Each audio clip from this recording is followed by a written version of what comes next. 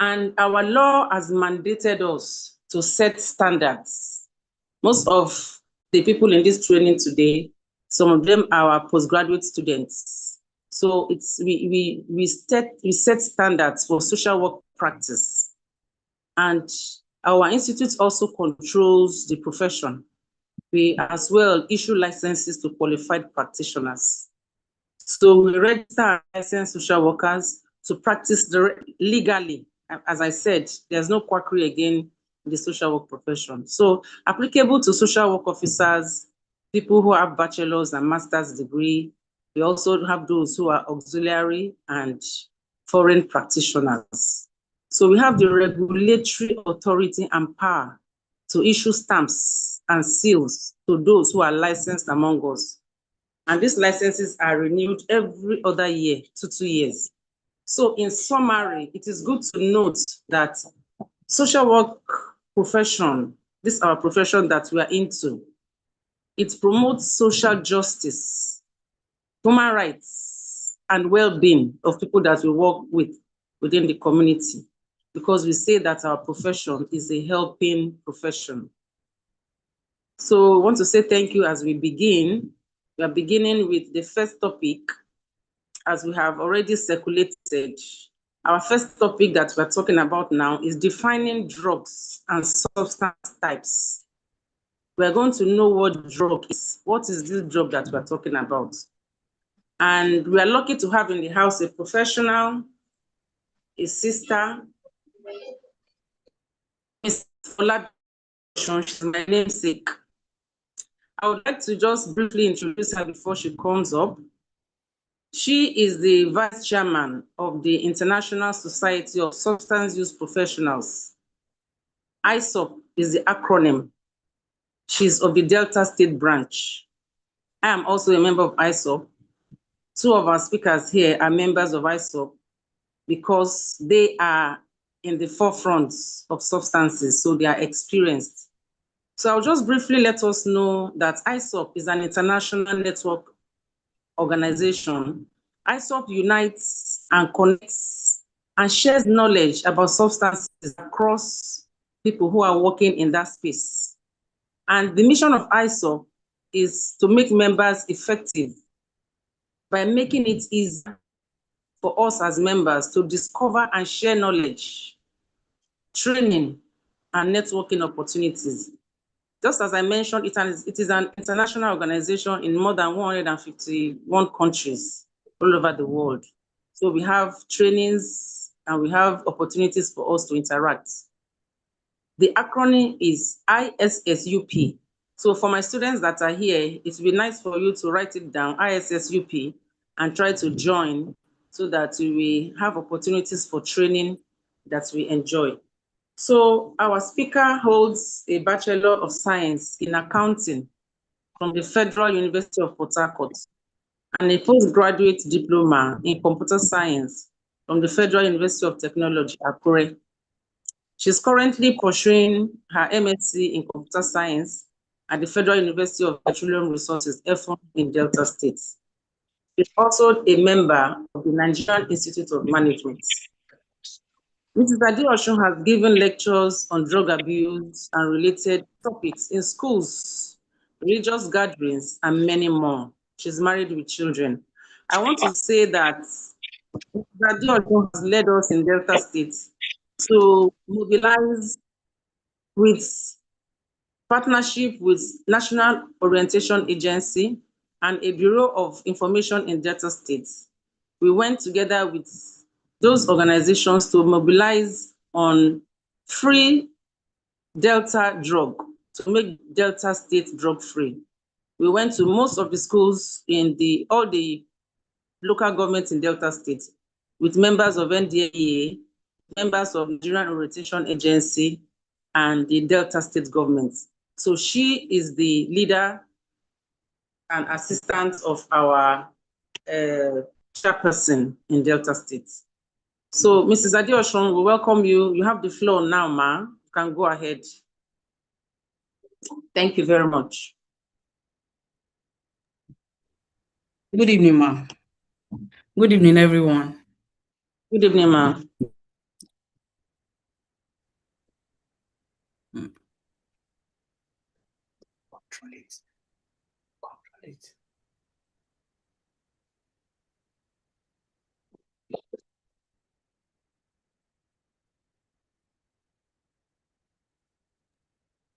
Good evening, everyone. Good Hello, evening, can ma. you hear me, please? Yes, ma. Good Can hear evening. you. Good Good evening, evening, ma. ma. We We can can hear hear you. you. Good evening, Ma, ma. we can hear you. Good evening, ma. Welcome. We have two. How was your day? How was your day, sir and mass? Very well, ma. Yes, ma. Okay, thank you very much. It's a pleasure being here tonight. Thank you for having me. Please, can we have the next slide? Okay, introduction. I am delighted to be part of this meeting this evening. There is no better time to talk on drug and substance types than now, when drug and substance abuse is having far-reaching consequences on societies, families, and communities, with impacts such as mental health issues, family breakdown, healthcare burdens, and increased crime rate. Drug and substance abuse is really a big deal, and it is knocking at our doors. Whether it is the prayer to perform, curiosity, or just wanting to fit in, we all have got a story or know someone who is affected by this menace. And the time to act as social workers to provide our support, resources, and guidance to help individuals overcome drug addiction and rebuild their life is now. So once again, thank you for having me in this meeting in your midst tonight.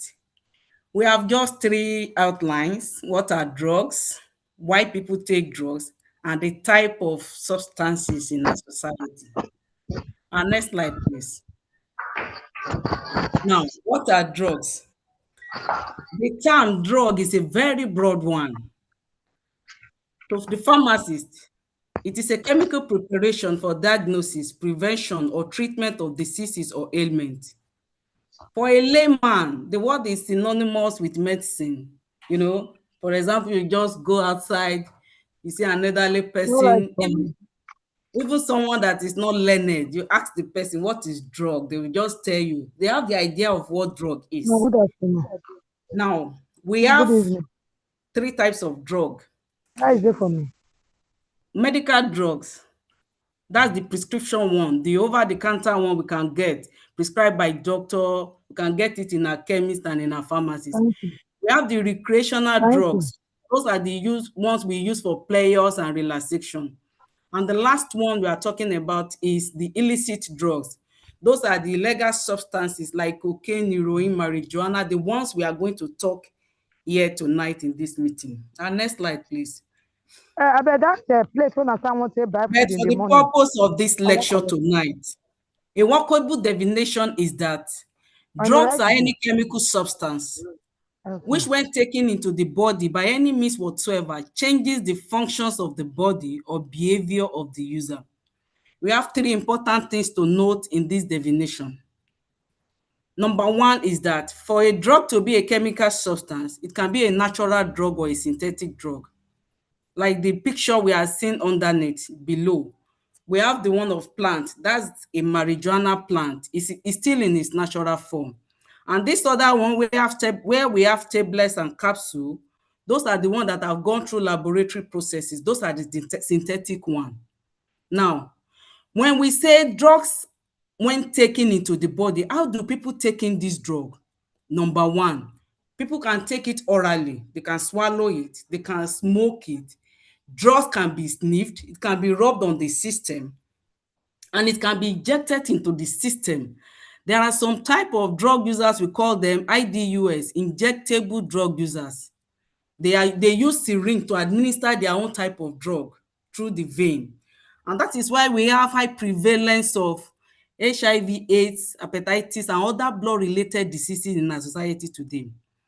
Now, another thing to note in this definition is that how do you know if someone is acting or behaving when the person use the drug? It can be physical, it can be psychological, and it can be both. That's the behavior of the user when they are acting under the influence of drug.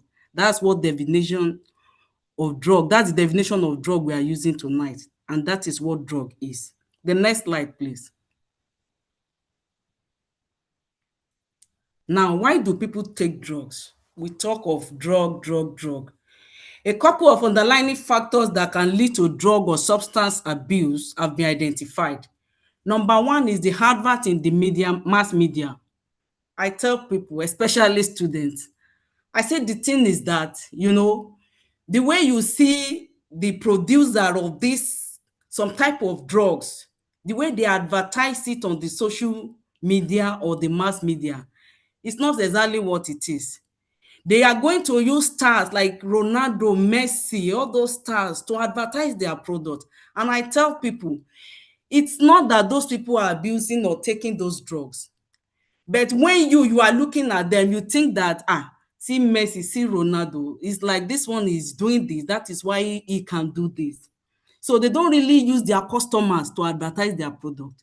But there is no way they will go and use a man, maybe someone who fall inside gutter, to advertise their product. Nobody will patronize them. So advert in the mass media could make people take drugs. Number two is easy availability of this substance. It starts from that shoemaker at the junction.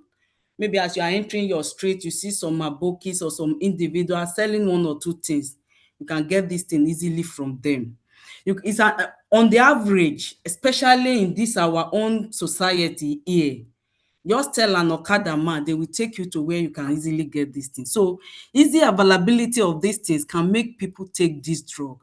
Then peer group pressure, characterized by the desire to be accepted among friends or in social circles, can also make people take drug. Occupational predisposition, the type of job one does, can make one be at the risk of taking drug. Then to enhance performance for our sportsmen and women, they can also take drug. Social pathologies such as unemployment can make people take drug. They will tend to tell you, I graduated 10 years ago, no job. That's why I'm doing what I'm doing. I have to hang out. I have to live my life, Illness also is one of the factors that make people take drugs. When a particular drug is prescribed to people, even after the problem is being solved, they tend not to, they don't have that grace again, that ability to say no to that drug. Maybe the flavor,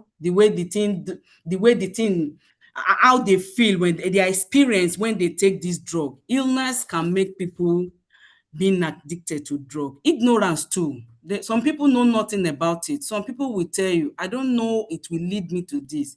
I don't know. I only started. I saw people doing it. I didn't know. So ignorance is one of the factors why people take drug. And lastly, curiosity and experimentation. Curiosity, wanting to know little about everything. Why is it that my mom is telling me not to move out with those people that are smoking igbo? Let me even have a taste of this igbo and see how it will be. So these are the reasons, some of the reasons why people take drugs. Our next slide, please. Now, the type of substances in our society. We have about 6. We are going to start with the narcotic drugs. Narcotics are a class of drug that can affect the brain and body. Typically, they are used to relieve pains. They are pain relievers.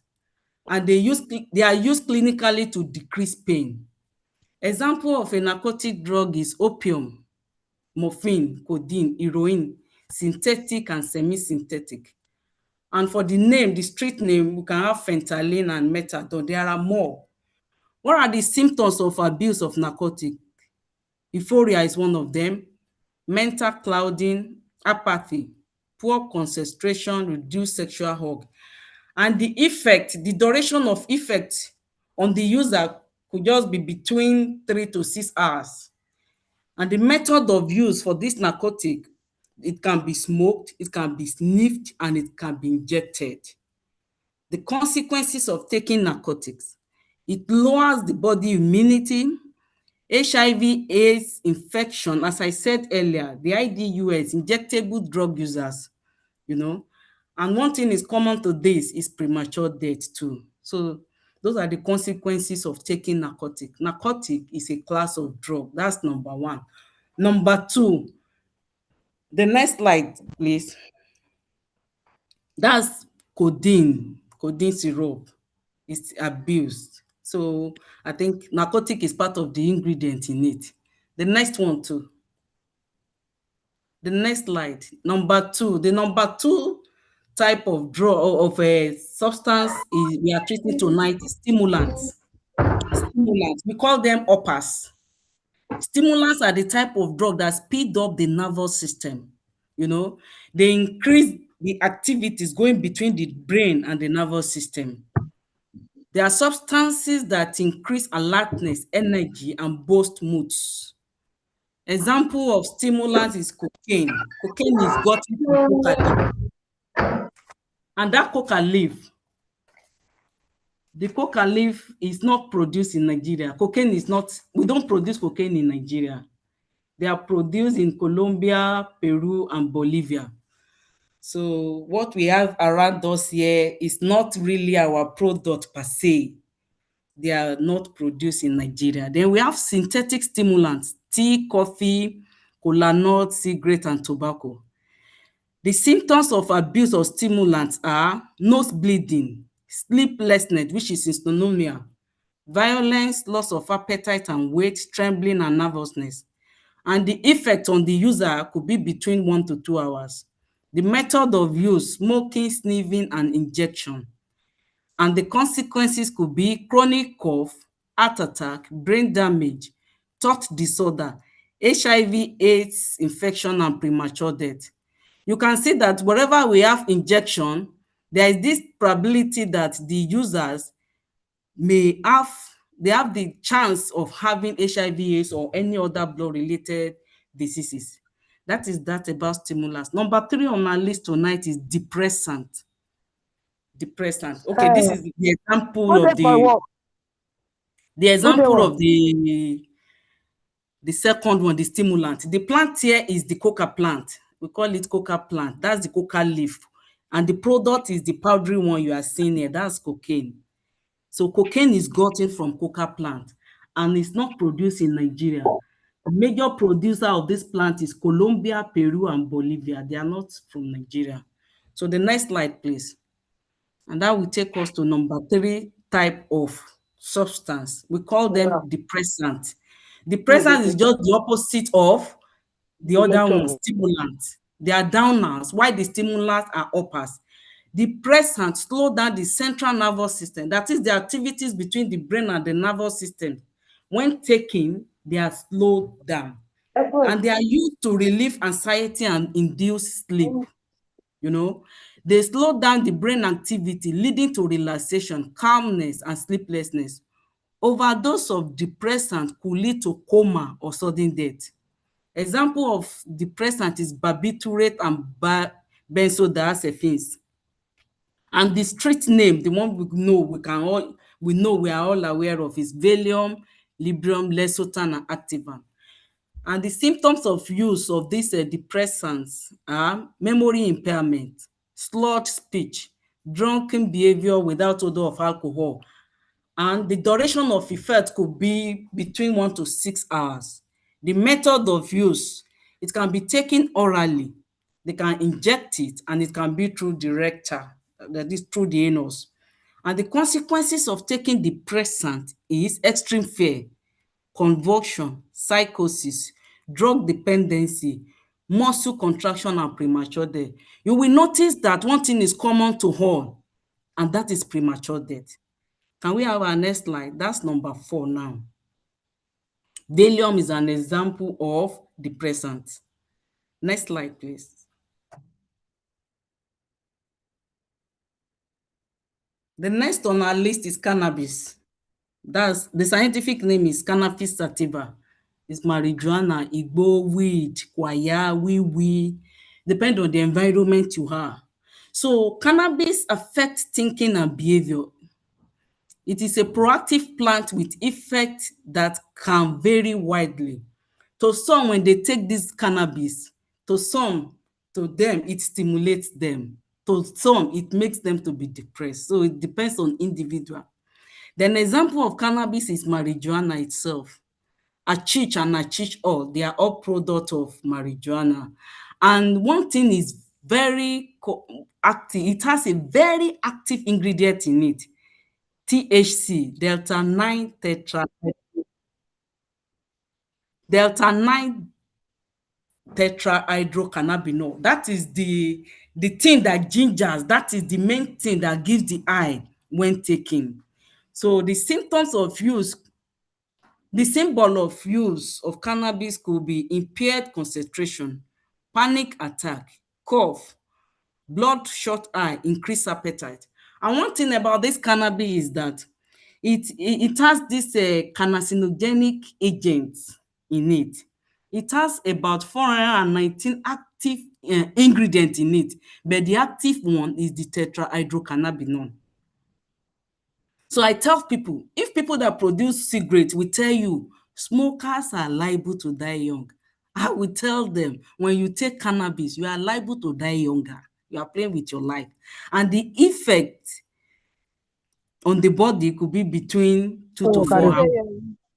The method of use, cannabis can be smoked, it can be used as spice in food. It can be used as, that's concussion, some in this area they use it as a concussion. We have monkey tail. They soak cannabis inside alcohol to get monkey tail. Some people combine it with other drugs. Even here in this our own environment, some people use it as part of the ingredient to prepare cookies, cake, and biscuits. So we call them cannabis cake, drug cake, drug cookies. That is what we have in our society today. And the consequences are lung disease, brain damage, infertility, mental retardation in the unborn child. Out of every 4 drug user, 1 is a female. So it's not only men or boys that are taking drugs, even female are taking drugs. And the last one is possible birth defects. That is cannabis. Can we go to the next one, please? We are talking about substance type. Look at the picture we have here. That is cannabis. That's the natural form. And we have cannabis edibles everywhere in our society. Drugs that are laced with cannabis. We have cannabis tablets and capsules. They call them edibles. So that is that about cannabis. The next slide, please. Next on our list is alcohol. When you tell people that alcohol is a class of drug, they don't feel at ease with it. Yes, alcohol is a relaxer. It is true. It's a social lubricant too. Yes, but it is a gateway drug. How do I mean? A gateway drug is that drug that when you take, and you take for a very long time, you notice that with time, you are no longer satisfied with that particular 1 or 2 bottles that you are taking. You now want to step up. From there, you move to ogogoro, from ogogoro to monkey, from monkey, you begin every other one. So that gateway drug is just like, for example, what do you do with your gate or your door? You can enter through your gate and exit through your gate. So this alcohol is a gateway drug, and it's a depressant too. It affects your brain, your mood, and your behavior. And it's no respecter of person. If you overgauge, you will misbehave. Doesn't matter who you are. And it is commonly used socially, but excessive drinking can lead to dependence, health issues, and addiction. In Nigeria, the major concern is the health issues. The street name, we have beer, chakis. Yoruba people, we have emu. Here we have sapele water, wine, ogogoro, and so on and so forth. They are all depressant. The active ingredient in it is ethanol, LT alcohol, that is it. And the symptom of use is staggering. That is why if you are driving and you come across one of them, you borrow them brain. You are the one that will now hold on for them to cross before you move. That is why they will fall inside gutter, they will not even know. So symptoms of abuse is staggering, happy, slurred speech, bad breath, bad odor, and so on and so forth. And the effect varies from individual. Some people can take 1 bottle and they will misbehave. Some people will take the whole carton. So it varies, and it's taken orally. That's the only method I know for now. So it's taken orally. And the consequences, we have neurological damage, impaired memory, psychosis, liver cirrhosis, impotence, weakness, weight loss, and dependency. The next slide, please. That's alcohol. It can be in any form. So far it has that ethanol inside, it's alcohol and it's a depressant. The next slide, please. Now, we have inhalants. Inhalants are also volatile solvents. And these are the things that we need to take note of as parents in this meeting tonight. Because a lot of our children and our youth are taking this and we are not aware of it. It's happening right under our roof. Inhalants are not medicine per se, neither are they socially acceptable. They are not even illegal in Nigeria. Instead, they are chemical substances found in every used at home and workplaces. People misuse them for their psychoactive effects. Here we see children. A mother, you are at home and your child picks hypo. You will think, okay, and he or she heads to the toilet. You'll be thinking that, okay, maybe he or she wants to go and clean the toilet. No. Inside, they will take that hypo, pour it in the bowl of hot water, with the hot water, and bury their head inside and inhale it. And some of these vapor are so volatile and so dangerous that when they get to the brain, they can cause irreparable damage. What about the Maggi we use at home? What about that lacasera that Tom is inside? What about that Coke, that Sprite that it turns that from morning till night, they cannot finish 35 cl of soft drink? It's not just soft drink. Something is inside. Something is added to it. So there are a lot of these things that our children, even kerosene, volatile solvent, gasoline or petrol, they carry the gallon, the one you are using, to put petrol in your generator. They will inhale it. They go around the house, they look for lizard dung, they wrap it. They go to the nearby farm, they look for cassava leaf and wrap it, pawpaw leaf, they dry it and wrap it and begin to smoke. And these are some of a lot of things we use at home. We don't even know what we are doing with them until you open your eyes. The more you see, the more you look, the less you see. What about the nail polish that we use at home? These are the inhalants that are using to the rubber solution, and so on and so forth. What are the symptoms of use? We are talking about these symptoms so that when we see this thing, early detection prompt with, when you understand it early, you'll be able to help them early. That is why we are talking about the symptoms. So for inhalants, sneezing is one of them. Fatigue, nose bleeding, bloodshot eye, bad breath, and nausea are the symptoms of taking inhalant.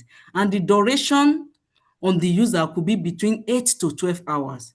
That's why you see that they sleep as if, you'll be asking them, is anything wrong? They can sleep, and some of them, they can be so awake, they will not even sleep. It depends, it varies. Then the method of use, taking orally and injection. The consequences of taking inhalant, toxicity. Toxic is very toxic. It can cause damage to the lung, the liver, bone marrow, blindness, dependency, and sudden death. We have 2 more to go. The next slide, please. We are talking about the type of substance in our society. This is gasoline. This is correcting fluid. It's one of the inhalants that our children are using to get high. The next slide, please. We have hallucinogen. It's trip. The other name, you can call it trip. They are trip drugs, though they are not common in our society. Example, we have LSD and PCP. The street name is LSD, PCP, angel dust. And the symptom of use, thinking disorder, poor perception of distance, time, space, and body image. Hallucinogen can cause anxiety, illusion, and hallucination. They tend to see colors and hear sound. Always color yellow, color purple. They will be telling you, are you not hearing what I'm hearing? That's hallucinogen. And the effect on user could be between 8 to 12 hours. Method of use, it can be taken orally or by injecting it. And the consequences, flashback, panic reaction, violence, psychosis, bad trip, HIV/AIDS infection because of the injection, the syringe, the injectable drug users are using. And one thing that is common to all this is sudden death. I think we have one more. The next slide, sir. Designer drugs. These designer drugs mimic amphetamine under the stimulants. You know, we have China White, STD, ecstasy, and the symptoms of abuse. It may cause heroin-like and amphetamine symptoms. Effect on user, it varies depending on the user, and it can be taken orally and by injection. And the consequences, designer drugs can cause addiction. Risk of addiction is there. Dizziness, insomnia, that is sleeplessness, tremor, headache, elevated blood pressure. Even these two is not too common in our society. Do we still have any other one? I think that's the last one. Next slide, please. Okay, anabolic steroids. They are mostly used by sportsmen and women and bodybuilders. Jetninone and metenolone, danazole are the names of the anabolic steroids. So when one is taking this drug, there will be development of male characteristics and female. You will see the female, they will be having this beard, they will be growing hair, just like men. You know, their voice will be deepened like men's voice. And it can be taken by injection. It can cause cancer. It can lead to sterility growth, especially in young people. Do we still have any other one? Next slide, please. Okay, conclusion. What I want to tell us, conclusion this evening, for us that are parents here today and parents to be, please talk to your wards about the danger of drug abuse before someone does. What we are seeing in our society today, it's only God that will help us. When you think you are creating awareness on a particular drug, 10 other drugs are coming out and people are abusing them. So please, be a good role model to your children. Be their friend. Listen to them. Let them tell you that thing that is on their mind. In fact, if we don't listen to them, they will go to where someone will listen to them, and that might be the wrong place. So thank you very much. Once again, I thank you for having me in your midst tonight. Thank you so much. We wait for the time for question and answers, if we have any. Thank you so very much. My sister from another mother. When she was starting, please, mute, please. Kindly mute. You've been on and off this call. Please,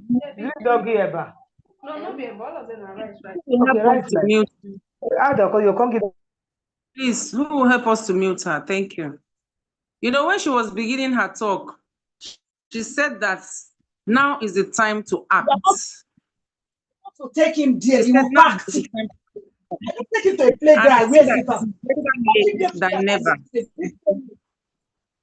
when you take him, you pack sticks inside grass. Please mute. Thank you. So she talked about, she defined drugs and substances, the types, and told us what substances are. She talked that there are some substances that are prescribed, some are not prescribed. And then she said that you can even know physically when somebody is abusing, the way they behave, the way they stagger. She talked deep and so much. And then she mentioned 6 types to us. We all heard it. But what resonates very well with me are the consequences. Because you know, everything that we do in life has consequences. And she told me that she told us that the consequences are death. That is the consequences. But it leads to death because there are no social workers around. That's why it leads to death. Because if we have social workers that are around, we know what to do. We know how to intervene, and we know how to reach out to that person that is abusing drugs. So now we know everything that has to do with these substances and how to go about it. So thank you so very much. And in all of it, she said that we that are parents to be, that we should listen to our children. We should understand them before somebody else will lead them to road of no return. that we should, in short, the warning signs, we should begin to know the warning signs when they are beginning to abuse drugs. Thank you so much. We have decided that the Q&A and the contributions will be taken after the 3 topics. So we're having Sister Margaret of Biageli Chibututu. She is coming from the angle of a professional as well. She's a pharmacist, and she's also a retired pharmacist with about 32 years experience. She retired from the Federal Ministry of Defense, and she's now a retail pharmacist in Lagos post-retirement. She's also a member of ISOP, but she is in Lagos chapter. As I mentioned earlier, that ISOP is an international network that unites, connects, and shares knowledge across the substance workforce. All of us in ISOP, we come together, and our mission is to make us as members effective, and also to make it easier to discover and share knowledge. You can see the kind of knowledge Sister Adeosun has shared today. Most of this knowledge comes from ISOP. We go through a lot of training, and we also have networking opportunities. We have something coming up in Ghana now, an international coming together in Ghana from ISOP members that are from more than about 150 something countries all over the world. Nigeria is a member of ISOP, and I encourage us to go and join ISOP. ISSUP is the acronym. So, and our sister, Margaret Obiagelu Chibututu, is also a member, Association of Lady Pharmacists, Lagos State Chapter. She's also a fellow of the West African Postgraduate College Pharmacy. I mentioned that she's a retired pharmacist. She's a member of ISOP, and she too has attended several courses in prevention and treatment of substance use. She's strongly interested in this topic. In short, with anything that has to do to help to stem this menace of drug abuse. Interestingly, you will not believe that she's been on admission for how many days now. I'm presently in her house now. She got discharged from hospital this morning, and she's here. She said, no, I must talk about this. She has forgotten her sickness. She's agile to talk to us. So you have the floor now, Ma. Over to you. Thank you.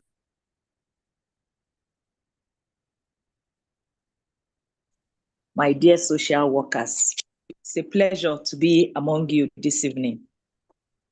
Mine is just to highlight what Madam Bisi has already mentioned. I will go from the angle of the scope of drug abuse. I will define what drug abuse is, drug misuse, drug abuse. Then I'll give some consequences and what can be done, and I will conclude. Drug abuse. It is now referred to as substance abuse. It is pervasive and a vexing health problem in the world. It leads to physical, mental, emotional, and social impairment. These impairments indicate addiction and dependence, which just mean that the person cannot do without the drug. Okay. As Madam Bisi mentioned, there are separate classes of drugs which are commonly misused and abused.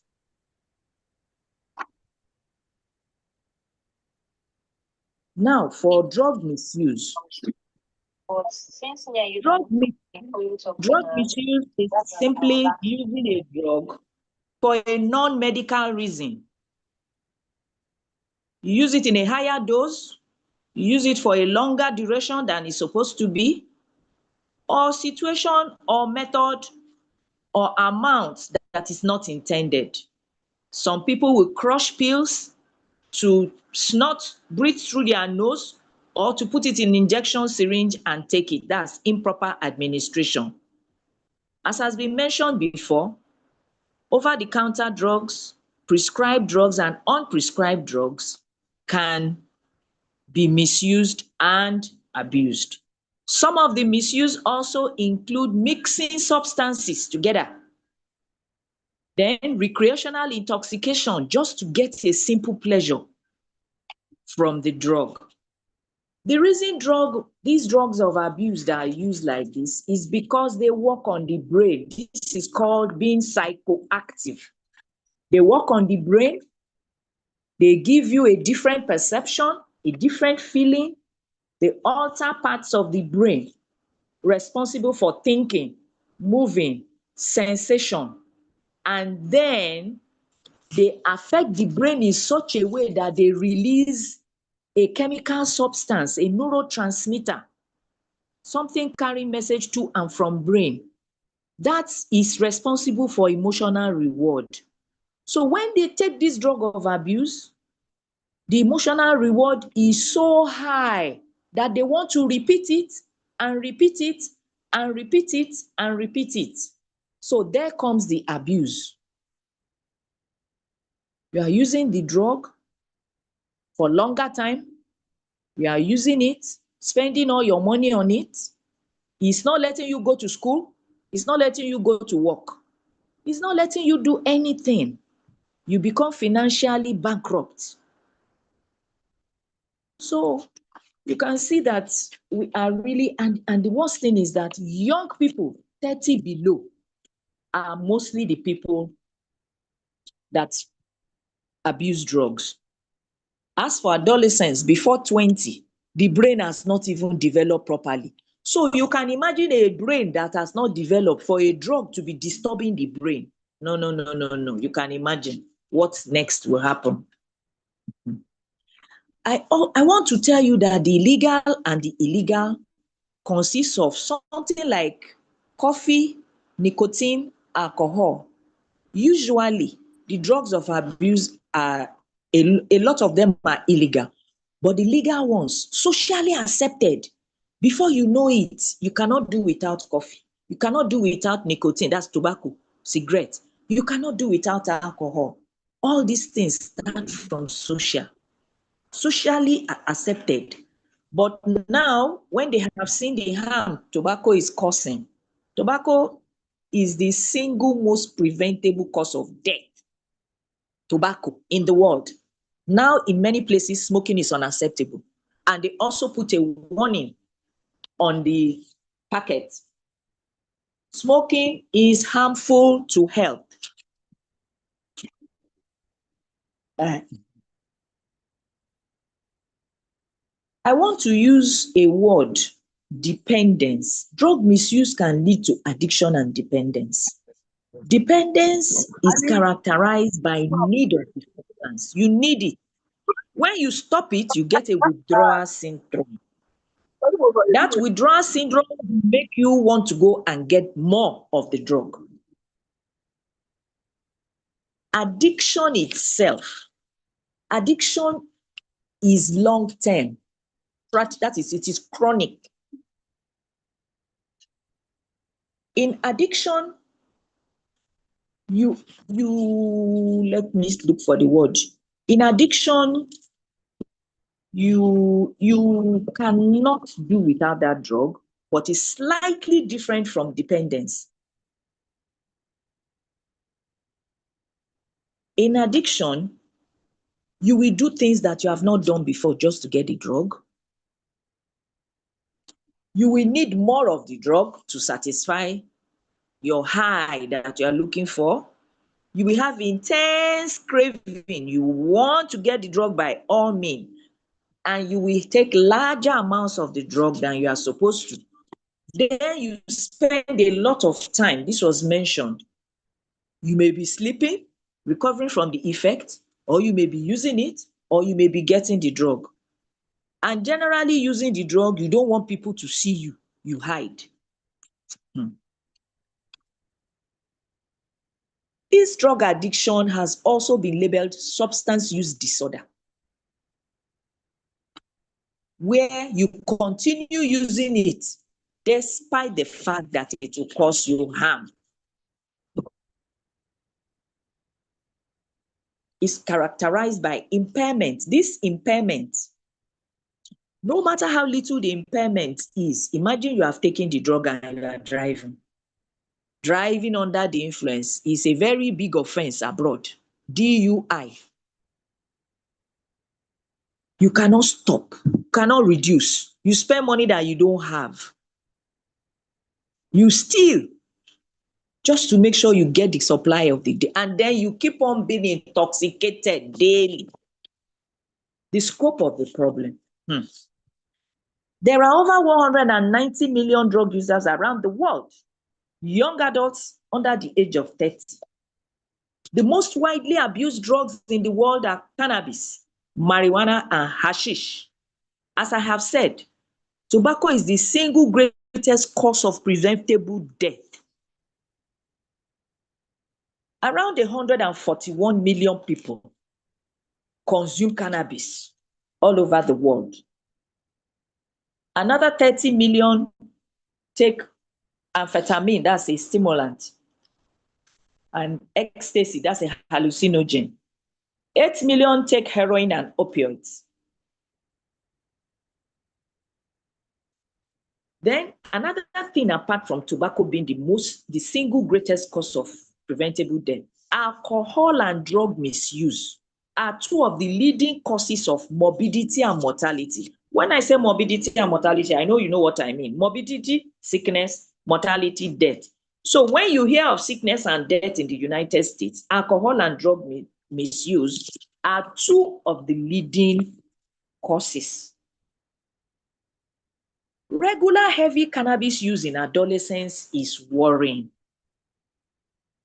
Because as I said, the adolescent brain is still developing, and this will distort the pathway of proper development of such a human being. In 2023, 316 million people aged between 15 and 64, productive age, they confess to have used a drug in the past 1 year. 316 million. And when I say drug now, I'm not talking prescription drug. I'm talking hard drug, psychoactive drug. In 2030, this figure was 24 million. So in 10 years, 24 million to 316 million. How can we calculate that figure? For cannabis, it was 244 million people. For opioids, it was 61 million. For amphetamines, it was 31 million. For cocaine, it was 25 million. And for ecstasy, 21 million. You can see that we are in trouble, where by the grace of God, something has to happen. And all this, people that should be productive.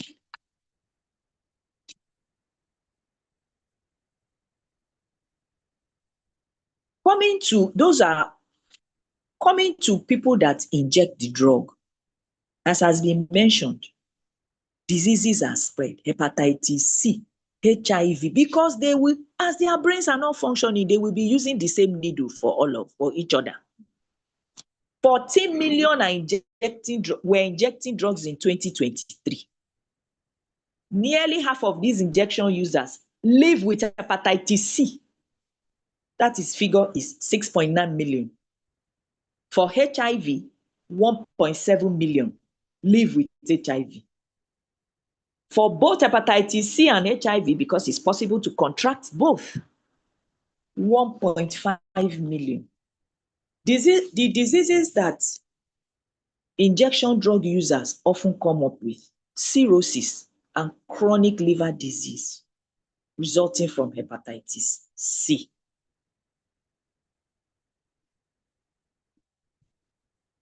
Apart from tobacco, they have said that more deaths, illnesses, and disability are associated with substance use disorders than any preventable health condition. Men are more likely to abuse drugs than women. But it's not that the women are not coming up, sad to say. Single people more than married individuals. Urban dwellers more than rural dwellers. But I see a lot of drug use in rural dwellings in some villages. Prisoners street children and younger individuals are more likely to abuse drugs than other members of the society. In addition, many more men than women inject drugs. And of course, the women will be subject to partner violence and that are also using drugs. I had a list of common drugs of abuse in Nigeria. I'll look for it and get back. Yes, cannabis, cocaine, tramadol. I'm sure all of you have been hearing about tramadol, codeine cough syrup, heroin, and diazepam. Diazepam is Valium, a sleeping tablet, anxiety tablet. Let me not call it sleeping tablet. For anxiety, it's used for anxiety. The non-medical use of tramadol is one of the major concerns in West Africa, as well as Central and North Africa. And in Africa, as I said, 10 times more men use cannabis than women. I want to quickly mention, let me go to the consequences. The consequences. Okay, it's here. Consequences. The consequences of impact of drug abuse. Physical, psychological and emotional, social, economic productivity, healthcare system. For the physical, we've mentioned that drug users contract HIV, AIDS. It suppresses the desire for food, sleep, and sex. Damage to the brain, lungs, and liver. Then the psychological, emotional. You see somebody having mood swing, hallucinations, psychosis.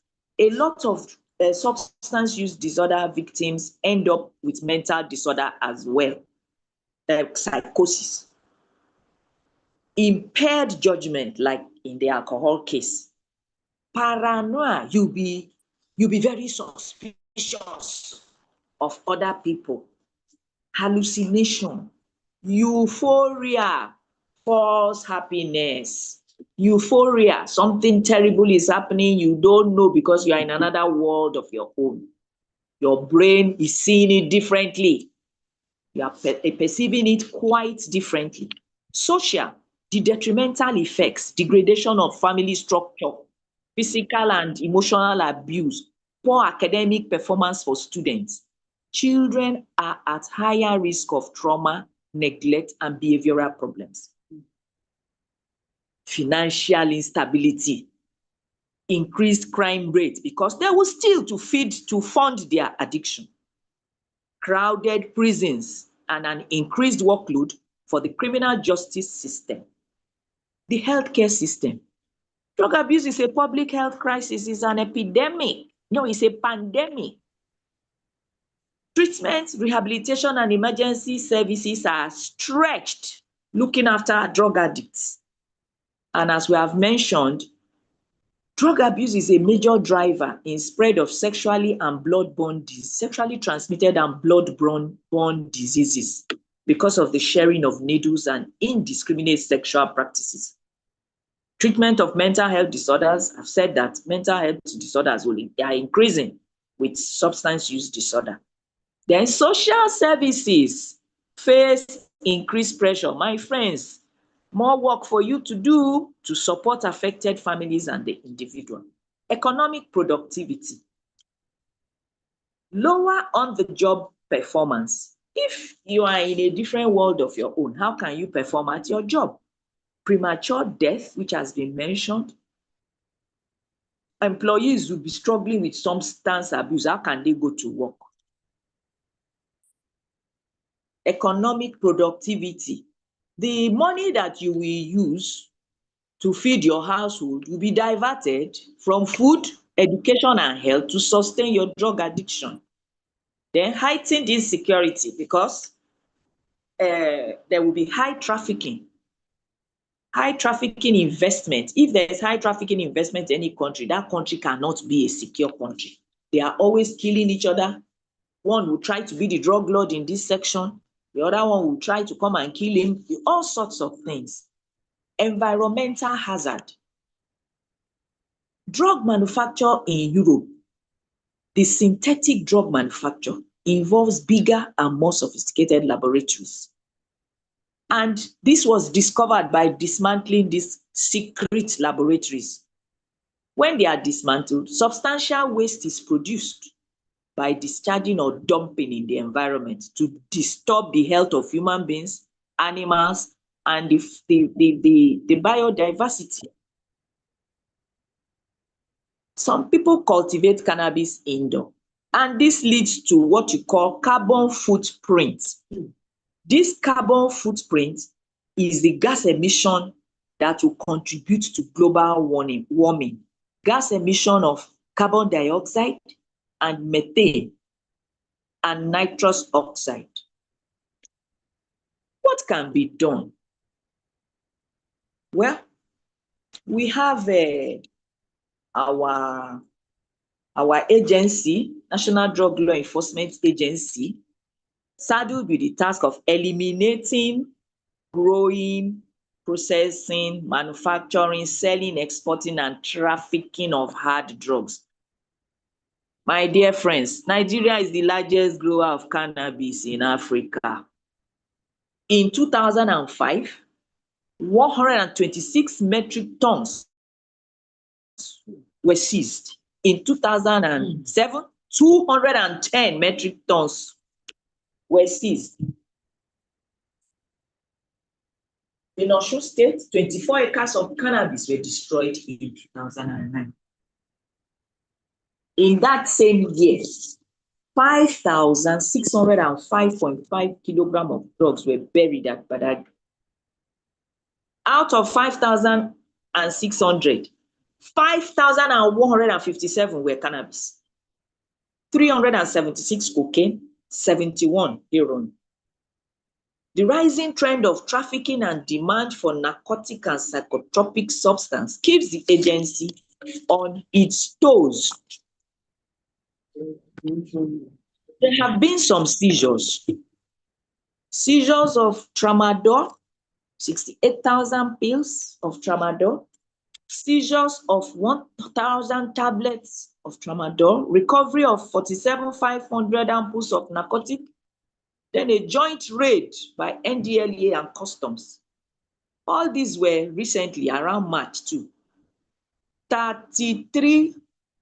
339,800 codeine-based syrup were seized in 2 containers.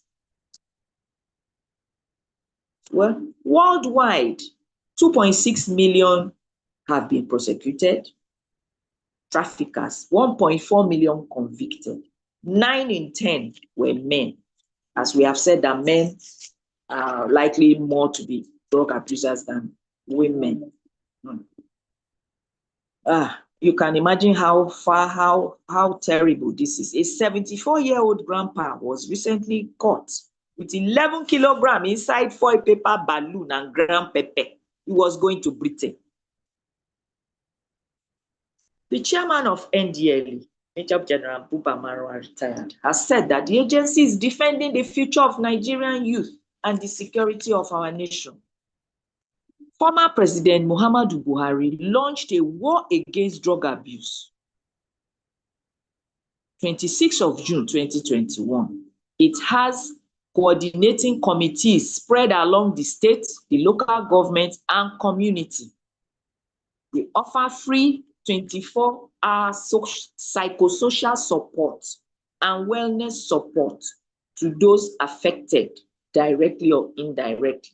They have visited several primary and secondary schools on social advocacy visits, sensitizing them about the evil of drug use.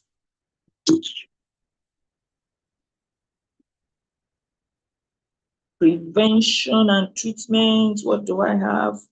Interventions can be can be carried out individual, group, family, counseling, inpatient, residential treatment, intensive outpatient treatment, case of care management, and recovery support. Often, what happens, an abuser of drug may be on a recovery and may fall back, called a relapse. No need to feel bad. You can start all over again. The determination is to go day by day and improve. Barriers to treatment services, stigma.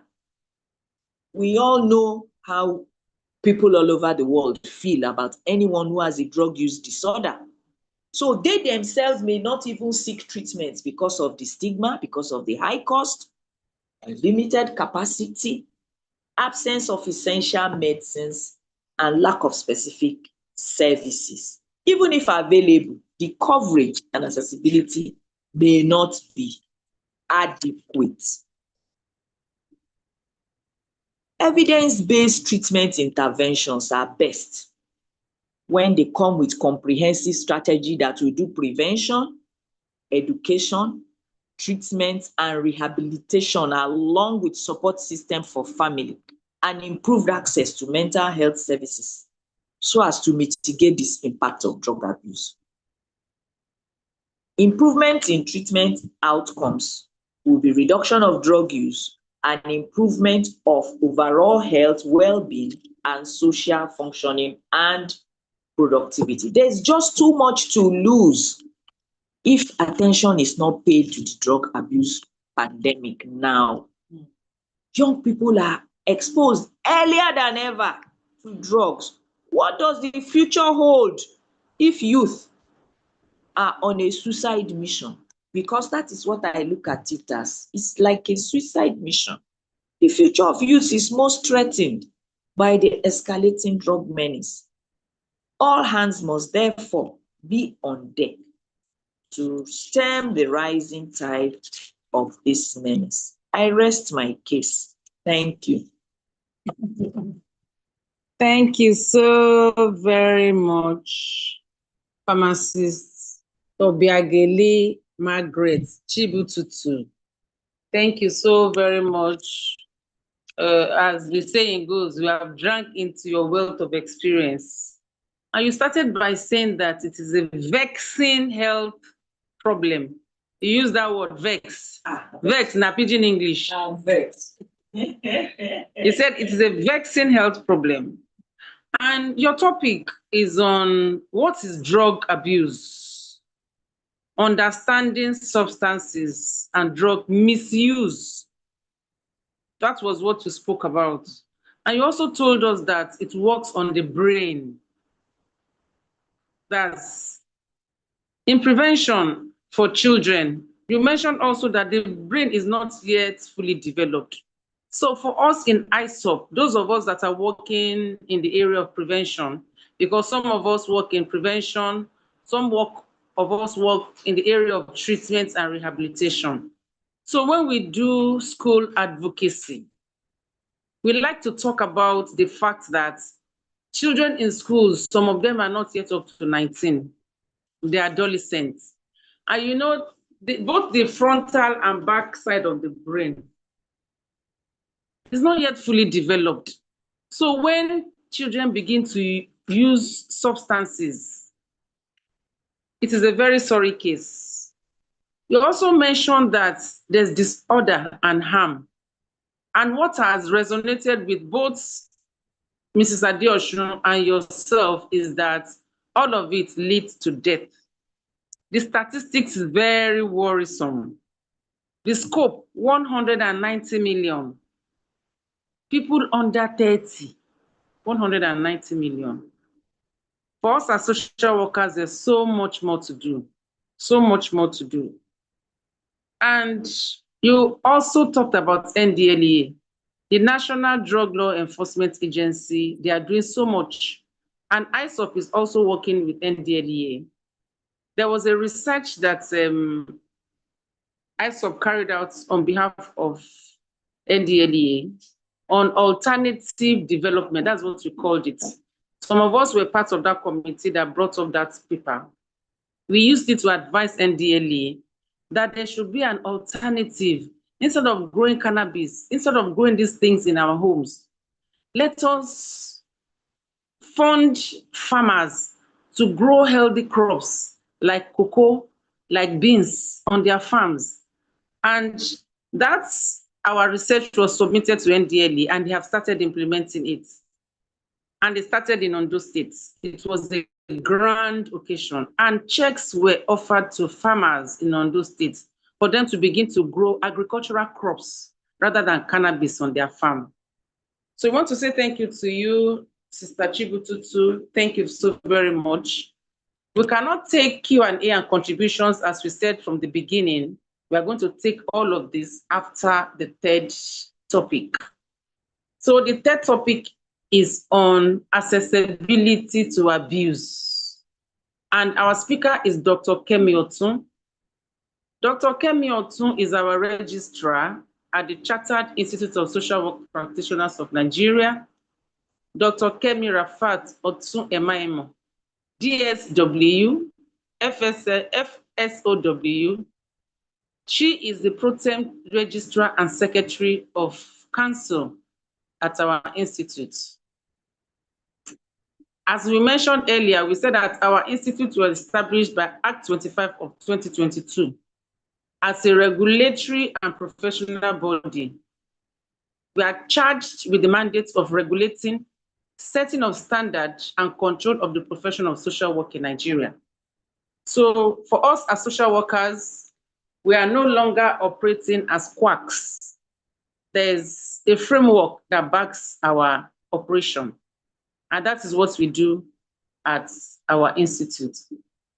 And I'm proud to say that Dr. Kemi Otun has been instrumental to the successful organization of our C-Isown annual international conferences for the past 16 years, with the 16th conference held at Enugu in November 2025. Dr. Kemi Otun also holds another cap. She is the director in the Lagos State Ministry of Youth and Social Development. You're welcome, madam. You have the floor, ma'am. Thank you.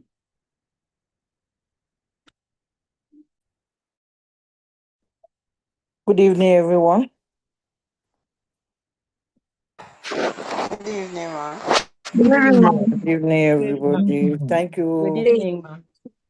Thank Good you, evening, Dr. doctor. Mekwe, our host. Thank you, our previous presenters. We really appreciate your time and everything you have given to this to make it up for us. Especially our first presenter, and even the pharmacists. We are using this opportunity to invite you to our institute to be part of us, not just with ASWAP alone. Be part of us so that we can really fight this menace together in both ways. This evening, I'm giving the topic to talk about the accessibility to abuse. The concept of accessibility to substance or drug is just, I would say, is the possibility or the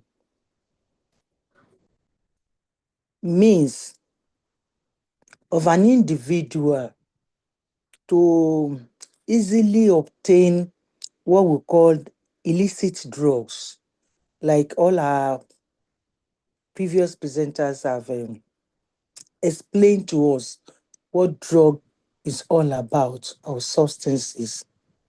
Then not just having the access or easy access to these drugs or substances, but sometimes the misuse of some prescribed medications which are always very available in all our homes.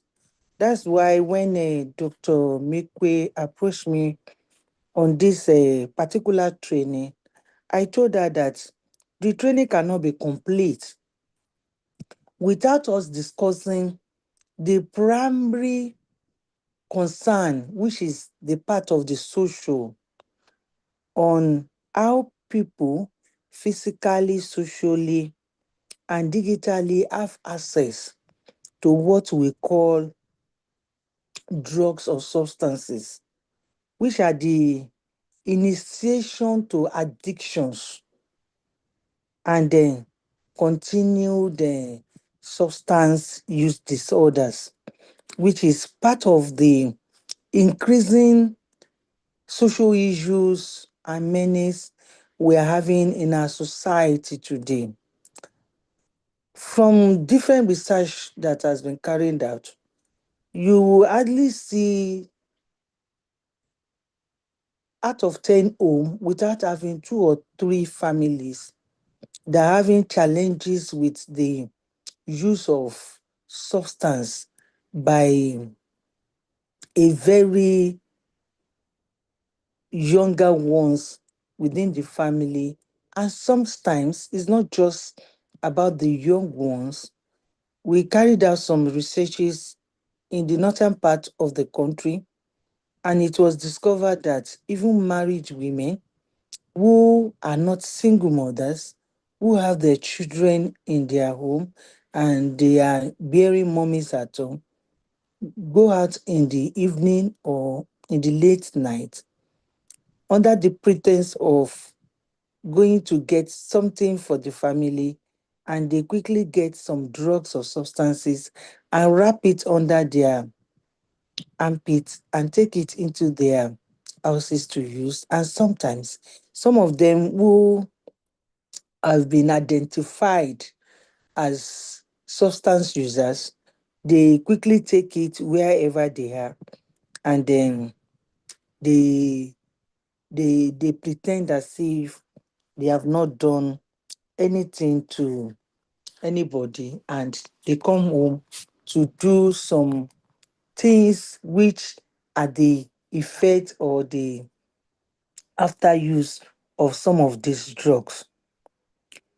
This night, we are going to look at the key dimensions to accessibility. When we talk about accessibility, what are the key dimensions to accessibility? We have physical availability. These are some of the things that are present in our homes. We all need to go and check ourselves. Like the second speaker have told us, the brain of the younger ones are not yet well developed. But it's a pity that many of us are contributors to this substance abuse we are talking about because of the neglect, because of not having enough knowledge about what drugs or substances are. If we ask ourselves today, how many of us do not have paracetamol in their homes? We will all see that we are all deviant to this.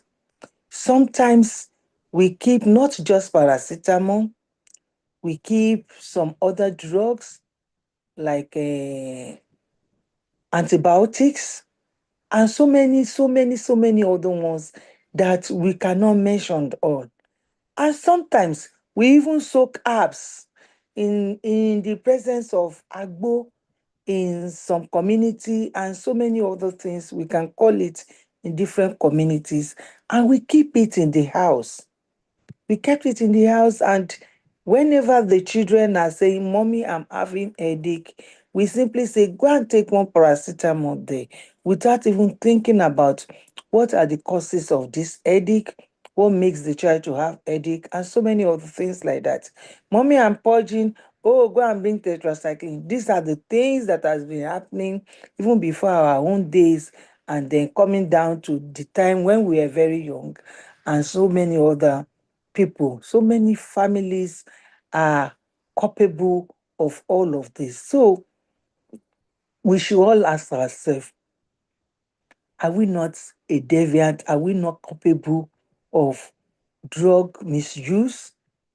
So every family should check their families, should check themselves and think about all these drugs we think is not going to be anything to the children, we should strictly keep them away from the children. This is a reality of what is going on in many houses today. Many houses. So we should learn to do that. Sometimes our environment, individuals, people around us, they are the people that make us to be culpable of some drugs and the misuse of drugs, even the prescribed ones. Sometimes we have neighbors, we complain, oh, I'm having so issues. I say, oh, that's what happened to mommy this last week. These are the drugs they prescribed in the hospital. Without consulting the doctor, without going to the hospital, we just go to the table of the pharmacist, those chemists around us, and we just asked of these drugs and said, if Madam so or Mr. So have used this, yes, it will also cure our problem, without diagnosing what exactly is our problem or what exactly is the problem of the person that showed us these drugs to use. And unfortunately, the chemist will not even ask us, where are your prescriptions? So they want to sell their drugs and they easily sell it to us. So these are some of the things that we physically see as availability to drugs. When we talk about the social access of drug, we talk about the peer network, the family members, different acquaintances, and so many things we interact with around us socially. Many of our family members, like our earlier lecturers have mentioned, are part of the problem the younger ones are having. Some of us, we are into the production of some of these things that we call substances or drugs. And we even expose our children to be part of this production. If you are producing something like emu, something like alcohol, the original ogogoro, like we call it, and so many of these things. I'm sorry, admin, please knob this person so that we can enjoy this class. So if we are a producer of some of these things, we usually customize our children into being part of this production right from the time they are very, very young. And we think that we are teaching them the trade we are into without even looking at the consequences of all of this. Sometimes when we are celebrating, we're in the festival mood, we get alcohol, we get series of these illicit drinks and put and display on the table, and we start having it with our friends and we are laughing over it. Ka, ka, ka, ka, ka, ka, ka. And the children are watching us. They are amazed at what they are observing and they want to practice what they are really seeing us doing. Maybe sometimes or even later, even before you even know it, they are there to take it. Some of us, we are even coming from wherever we have gone to, we are so tired. We just branch some of these women that put drugs in the basket. We call them shakokwe, and we just branched there and said, please, I'm having body pain. So help me pick different drugs that will make sure that these drugs, these pains all over my body will just go away once and for all. And we bring it in. Then when the children even ask us, Mommy or daddy, what is this one? You say, oh, it's Shakokpe. I bought it from that woman that used to stay. So. Yes, it's cheaper. I bought it 500 naira. By the time I use it, all my body pain will go. We are indirectly teaching them how to misuse these drugs. And this is the problem we are having in many of our societies today, especially many of us in the rural area. We really, really misuse drugs. We misuse drugs seriously. And these are things that we need to look into. Peer network, different types of friends, different types of family members are those who usually directly or indirectly introduce some of these substances and drugs to us.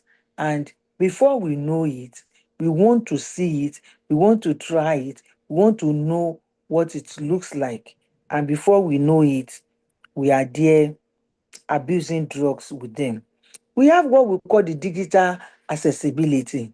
Many a times we use renowned people, prominent people in the society to advertise some of these things we attach to be drugs, to be substances.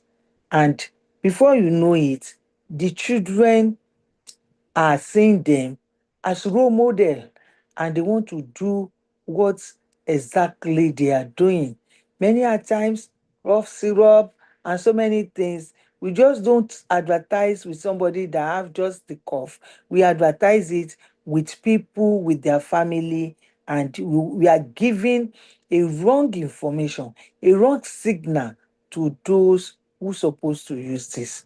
And these are parts of what we are having as challenges in our family today. So the media are also part of our challenges. Nowadays, our children don't even wait for learning how to do all of this, but they go online and they see series of it and what they work for online, and they have the direct delivery in some place to their doorstep, and they quickly hide it and use it sometimes. Sometimes some of them, even in the school, they use to pass this, they know themselves, they have gangs, they pass it to themselves in the school, and they know their slangs. Once they give the slang, once they give the sign, those who have the drugs with them quickly pass it over and take their money in return for selling of those drugs.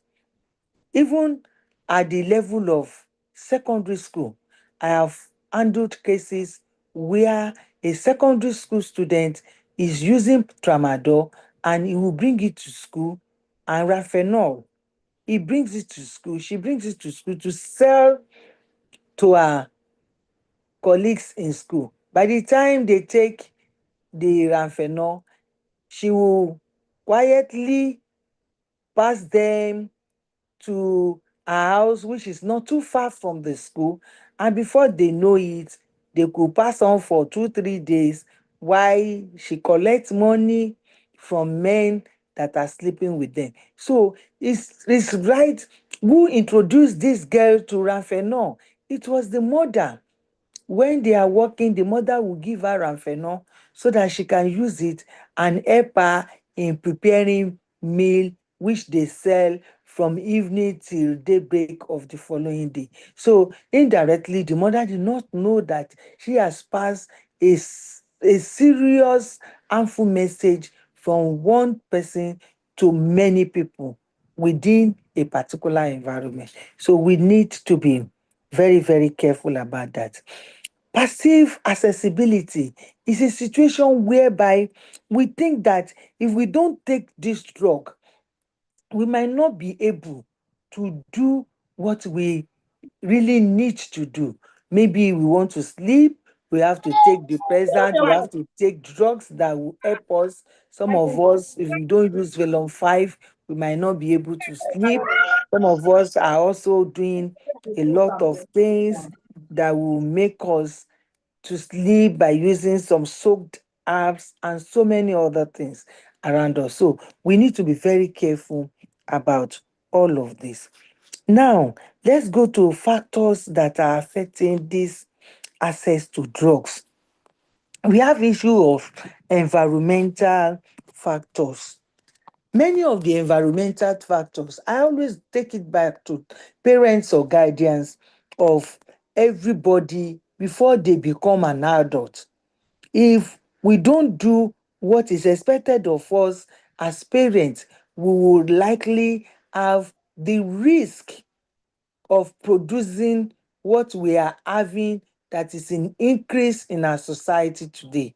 So we all need to buckle up our belts, to be very vigilant, to know the slangs, to know where they are selling them, to know how they are getting them, so that we can easily voice out, say something, say no to it, because now they have their slang. They said, say no to nothing.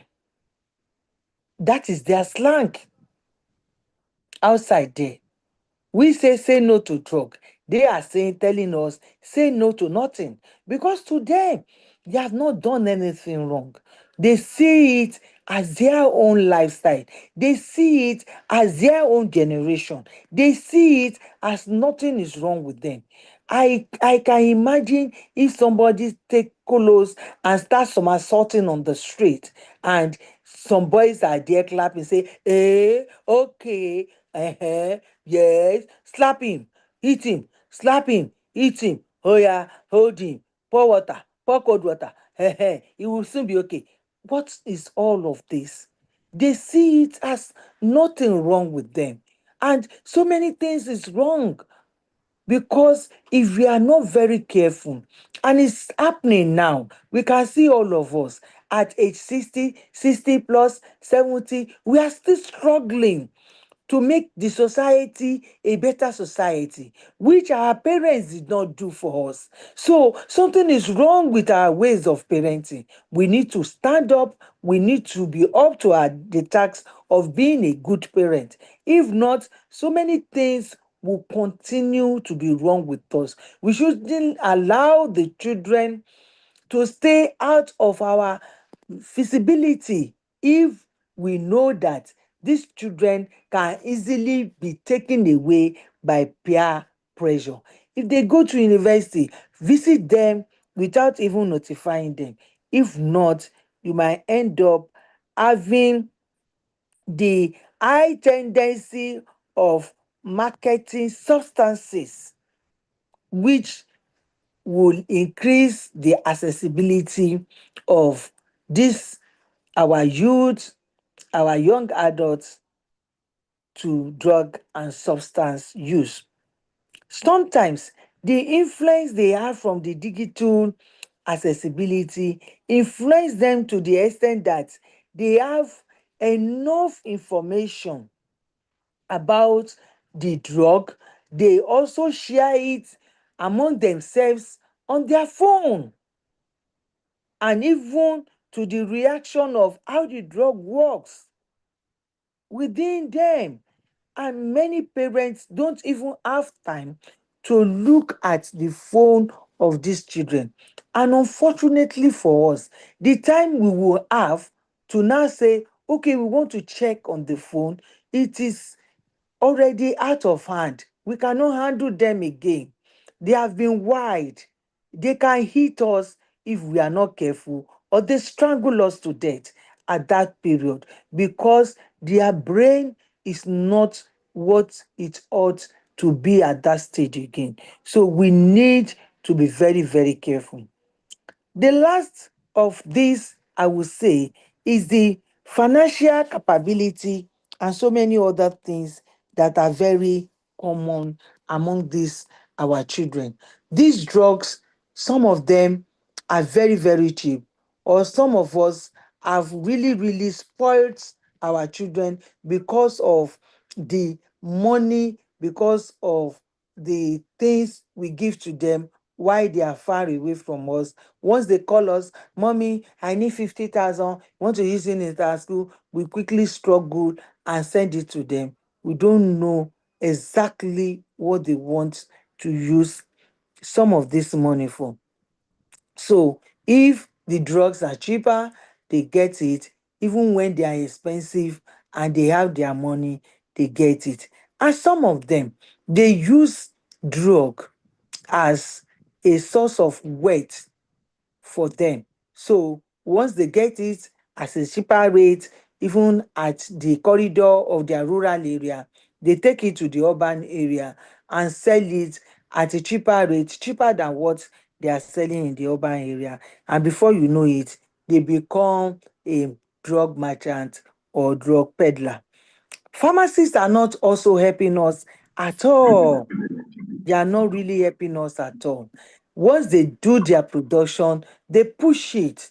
They push it to the city, they push it to the rural area without a strict restriction on if it is not recommended by medical practitioner, it should not be sold. So we think we need to look at this area as pharmacists to know what we need to know and what we need to restrict people from. So in some country like UK, you cannot go to pharmacy and get drug. Even if you are a medical practitioner, if there is no prescription, you cannot get a drug. And funny enough, their prescription goes with the area they are and the practitioner that is prescribing. If it's not the signature of the practitioner, if it's not the note of that council, you cannot get drug. So why can't we get to that level here? Why can't we do something like that so that it will be a source of means to calm down all of this menace to drug addiction? So there should be strict policy on drug handling. Because we don't have strict policy on drug handling, many a times we just handle drug the way we are. This take me to Agege sometimes ago, and we really talk about it, and thank God Lagos State government was able to do something about that. I discussed with Mrs. Mikwe. I said, this Agege menace is making me crazy. Whenever you pass through Agege, before Lagos State went to clean the place, you will see beggars putting their head, sleeping on drugs that they have wrapped in different sizes, and they packed it in the sack. And sometimes they will use pepper to block the surface of the sack, or charcoal, or onions. So you would think that it is the onions they have come to Lagos to sell. By the time you pierce these bags, you will now realize that they are all selling drugs. All the children that they are using to do the begging, they all have terms and ways they cause drugs, and they have a way they speed to deliver the drugs. Sometimes they could be called going on the street, some of these boys that use this drug, and say aja 3. Before you know it, they know the type of drug the person wants, and they quickly take it along the line to go and deliver to whoever they want to deliver it to. So we need to do a lot of work as social workers so that we can help the society to kill this menace within our society. Now, when we talk about the accessibility to treatment, please next slide, thank you. You can see that those who have been buried into the use of drugs usually have scattered physique. The head is scattered, the body itself is something else, and the drug has eaten them deeply to the extent that every functioning things within their system is no more functioning. And like the previous presenters have told us, death is the penalty for all of this. Why are we going into it? The stigmatization. By the time they are known to be drug users, families tend to keep them because they don't want them to spoil their family way. And by shielding them, by hiding them, they might not be able to get out of this because they need to be rehabilitated. They need to be taken out. People need to know your problem so that they can easily get the healthcare professionals that will attend to them on time before it gets worse.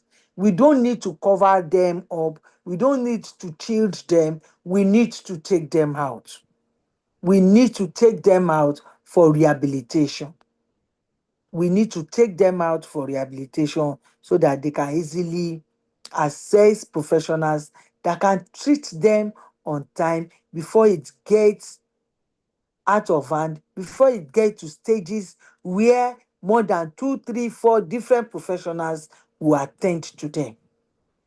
And unfortunately, by the time it gets to this, accessing those facilities become a very big barrier because there are not many.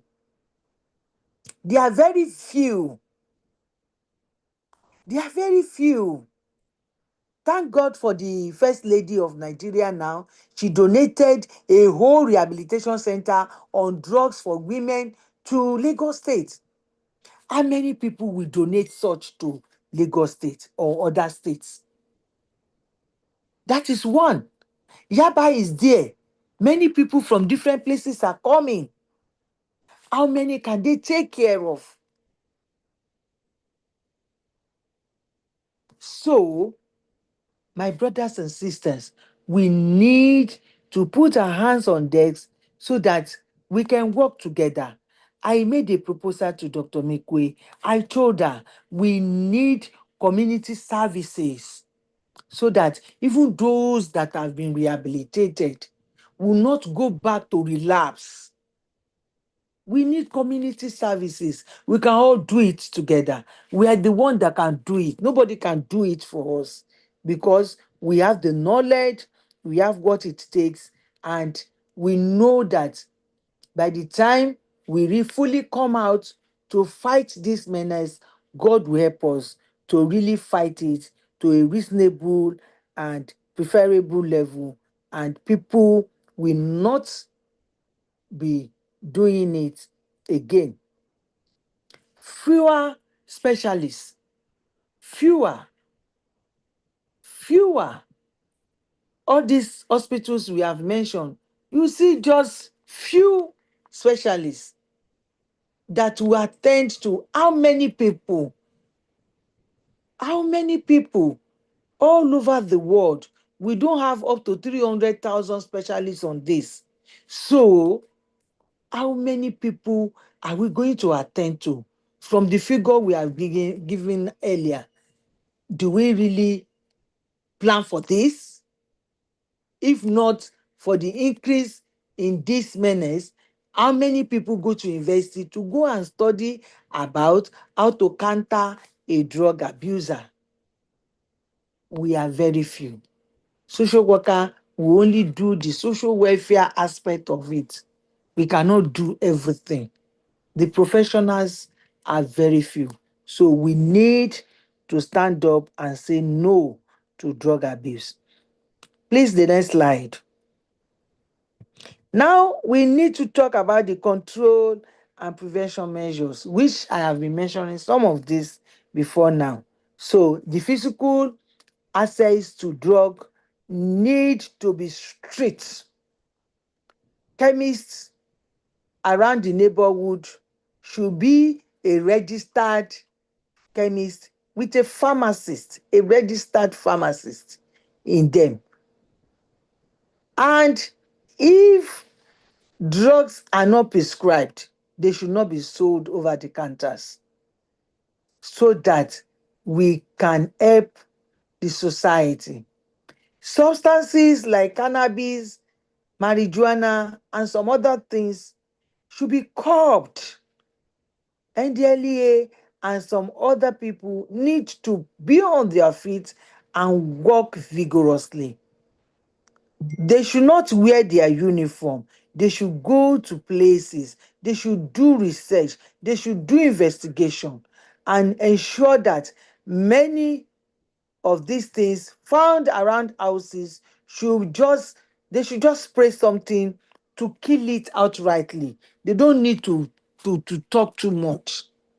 They should just kill it outrightly with their chemicals. They flit it and it will die. They should stop people that are selling all these concoctions, herbs on the streets, at the bus stop. They should stop them. Policies needs to be bring into action. They should stop them because they are part of the problem of the society. Fenuja, Fenugbe, this, different types of all these 10 mil alcohols. They should be stopped so that the society can really prevent the physical access to these drugs. We should also address the digital channels. We should stop doing the sales of so many of these substances and drugs by advertising them. We should monitor social medias, and there should be a way that they will prevent them from disseminating some of these informations we have mentioned earlier through those social media. They should go and meet the app handlers. If you want to advertise what is illicit, they should bring it down and prevent people from seeing it. So, government can also help us to increase and improve treatment assets, because the menace is growing daily. We are having more of these challenges, but we have fewer places to treat these challenges. We have rehabilitation centers. Don't let us take them to herbalists and some other people. We should take them to rehabilitation center, which has process and procedures of helping those who have been abusing this drug, who are into it, who are substance abusers. So they are chronic already. You should take them to rehabilitation for them to have help before we lose them finally, because they are the leaders of tomorrow. Thank you all for listening. Ma. Thank you Ma. so Thank very you, Ma. much. Thank you, ma'am. Thank you, ma'am. Thank you very much. Thank you, Initiation. Doc. Thank you, ma'am. Yes. Thank you, ma. Initiation to addiction. Thank you, Doc. Thank you, ma. Doctor Thank you, mentioned ma'am. that. Thank you, Yes, ma. please mute. Thank you. Please mute. Thank you. Thank you. So she mentioned that unfortunately our families have been infiltrated. It's funny when you look at the areas of accessibility in our homes through the media. You know how our children adore all these musicians, and you see them puffing away. It's part of the see them puffing away. Our culture is also when it's child is born. Please mute. Social worker Udeme. When a child is born, during naming ceremony, they'll bring drink and they'll just put it on the tongue. You know, in our homes, we have bars where we display drugs, where we display alcohol. By the time we know, all those alcohol that are not, the bottles that are opaque, you will not even know that they have already finished taking all the drink inside. So it's funny to say that when we are saying no to something, and they are saying no to nothing. They're saying no to nothing. So as social workers, as Dr. Otun has said, we need to intervene, especially in the area of prevention. We say prevention is better than cure. And we should also try as much as possible to implement the control and prevention measures. It's very important. So thank you very much, Dr. Otun. As we come to the end of this training session, we have some questions in the box. And if you look at the chat box, you will see that I said, for want of time, that we are going to take 3 questions. And I was thinking that people would put it in the chat box. We'll be taking 3 questions, and we're going to direct 1 question to each of the speaker. I will ask you to put the question in the chat box, but it doesn't matter if there's no question, they will just finish. I have 1 question here from Ugo Nnamdi. He's asking that, what is the real name of ice? Mkpurumiri. We're going to direct this question to the pharmacist in the house. Sister Pharmacist Margaret Chibututu to answer for us. Thank you. Over to you, madam. Crystal meth. Mkpurumiri is crystal meth. Mkpuru is an Igbo word. It means something solid like a seed.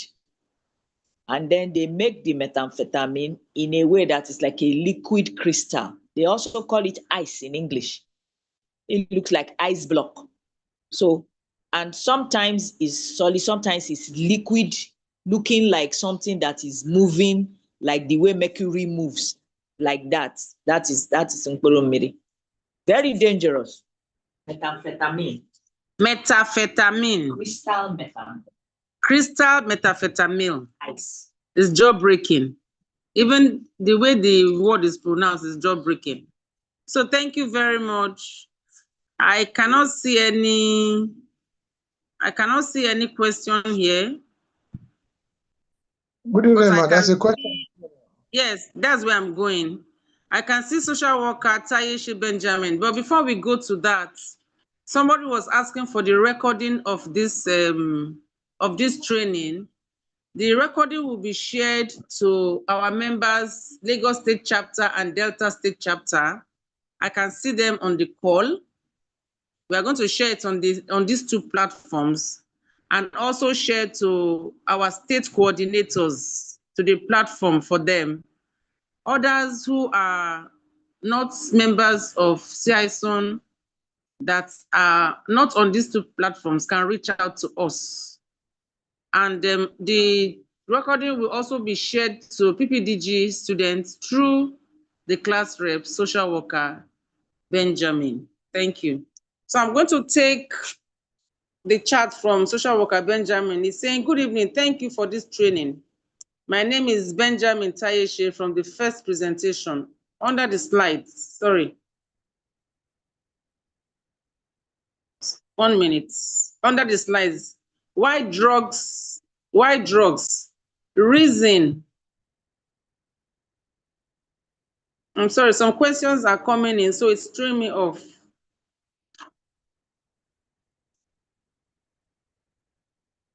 I think you should ask this question yourself, because the questions that are coming in are throwing me off where it is. So, social worker Benjamin, who are you directing your question to? Okay, So thank you very much. Thank you. Thank you very much, ma. The question is directed to the first speaker, ma. I'm simply asking that under the slide title, why drug and reason for the use of drug, my question is that at what point can someone be drifted from drug abuse when using ordinary paracetamol? At what point? Because this, when you talk about drug, I think it's generalized about drug. Of course, we're looking at those ones that are actually the marijuana, the cocaine, and other. But just talk about the common drug that is applicable to us in our families. At what point can one be drifted from the normal use of drug and become drug abuse? Thank you. Over to you, ma'am. Okay, ma'am. Thank you very much, sir, for that question. One of the definitions of drug that a drug is that a drug is said to be abused when it is not medically necessary. So, or prescribed by a medical personnel. So when you take a drug, when it is not prescribed or when it is not necessary, you are abusing that drug. And paracetamol, as we know, not only paracetamol, so that it won't be as if we are demarketing paracetamol. Most pain reliever, for me, when you take it excessively, it can cause a serious liver damage. It can cause serious liver damage. That's any pain reliever when you take excessively. That is why you look at the back of most of these drugs. They say if symptoms persist after some days, you do what? You see your doctor. So paracetamol per se is not an illicit drug. But when you take it when it is not prescribed, you are abusing it, because a time is coming you will need it and it will no longer work because the system is used to it, and it has a way of affecting the liver when you take it excessively. So that is why I tell people, especially children, if a drug is not given to you by your parents, which I believe before your parents will access that drug, it's possible they've gone to see the doctor, they've taken you to the health center, is for them to ensure you take the right dose. So unless that, don't take any drug outside prescription. And when it is not medically necessary, you take it, you are taking poison. I don't Thank know you, if ma'am. that will answer your question. Yes. So this question is from Kehinde Foluke, and she's asking Dr. Otun, what role can social workers play in curbing the new method, medicine hawker, devised by hiding the medicine in bags to sell, especially in rural areas? Over to you, ma'am.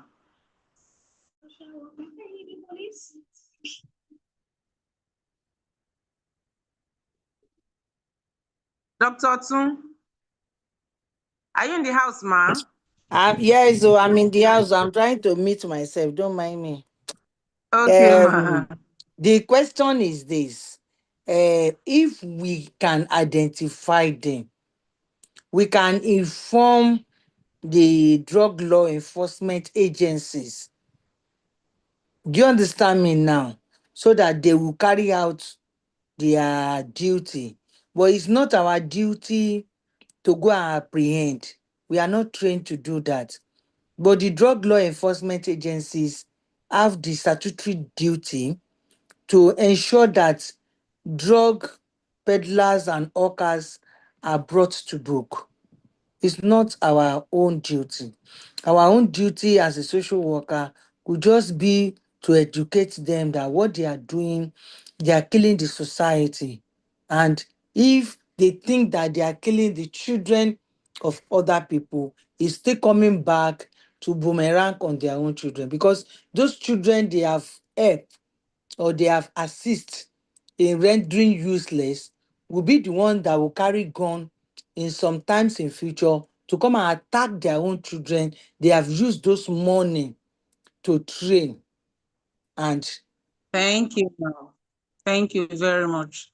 We are sorry we cannot take any more questions because we started from 6 o'clock and we've been here since 6 o'clock and this is past 8. So we need to close now.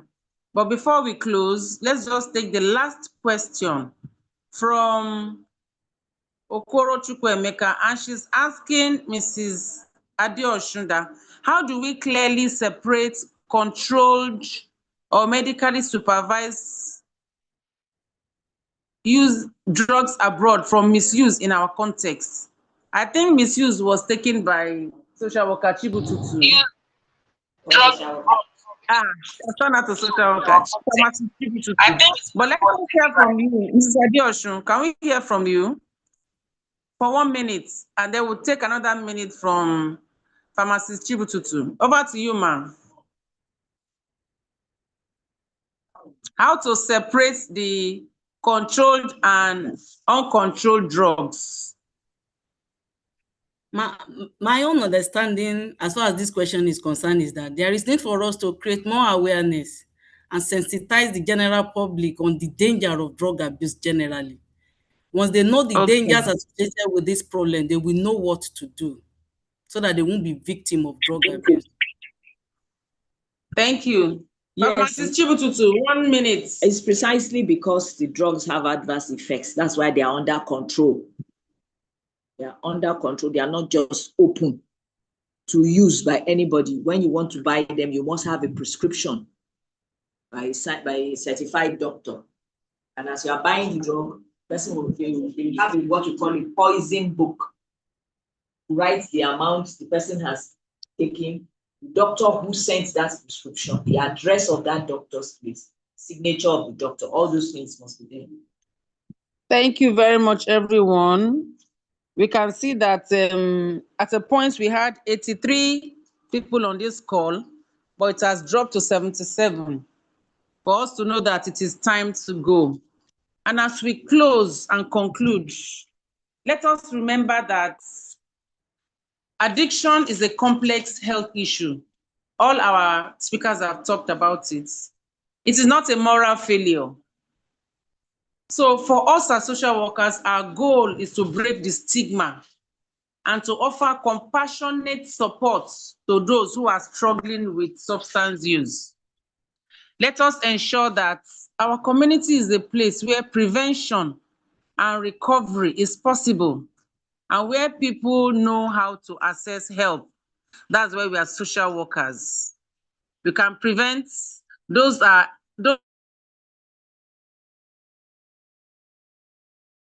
also help them to access where to get help. That is why at the Institute, we encourage social workers working in the communities to have a database of all their practice settings so that they know where to get help as at when needed. So let us keep the conversation going long after this training has ended. Let us be proactive. This proactive nature has been mentioned by all the 3 speakers today. Let us stay informed and let us look out for one another. On behalf of the Chartered Institute of Social Work Practitioners of Nigeria, Lagos State Chapter, we want to thank you for your time and participation in combating substance abuse by attending this training. Just as Frederick Douglass used to say, it is easier to build strong children than to repair broken men. Let our efforts today as social workers be preventative shield for the future. Thank you very much. Please reach out to us. For those of us who want to join the Institute, you can reach out to 1 or 2 people around here that you know, or whoever has invited you to come and join us today. Our registrar has asked me to bring Pharmacist Chibututu and Mr. Deoshun to our C-Isown family, and I'll do that. So this is 2nd quarter training for Lagos chapter. We are still going to have 3rd and 4th quarter. We are going to invite you to join us. Thank you very much for being here. I want to use this opportunity to say good night and bye-bye to everyone. Thank you. God bless you. Good night, ma'am. Good night, everybody. Nice. Good night, Thank ma'am. you. Thank Good you, ma'am. night. Good Good night. night, everyone. Very impactful. Thank you, ma'am. One. The doctors. Thank you, ma'am. Thank you.